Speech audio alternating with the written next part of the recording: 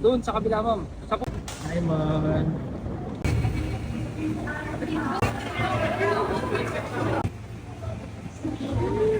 Kaya pa?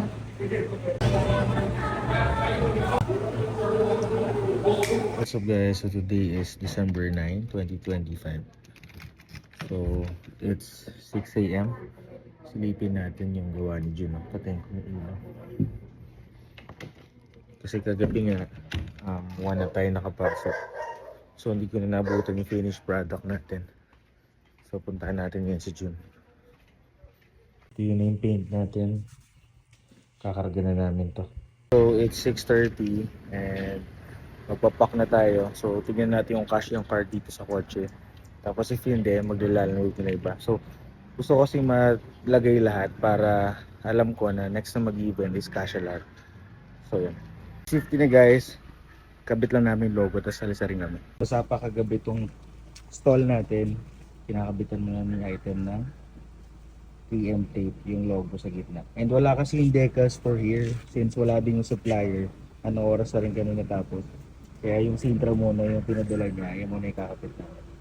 Basta pa nga actually oh. So good luck later. Ano ito yung menu? Sinintra na rin niya. Yun oh. So ito yung promo natin na ongoing. Sintra din. Bang! Yan na. So meron tayong logo and then may ilaw na all set. Karga na lang kami sa kotse. Karga na namin yung cart. O ang kasya naman. Yun lang yung mga machine pa and boxes. Tignan natin. What's up guys? So may kinukuha lang sa storage yung wife tsaka si Mac. Para diretso na kami sa dealership. And then yung team. Kasya naman yung cart. Yun nga lang may ice box pa kasi na malaki. So kailangan punuin din namin.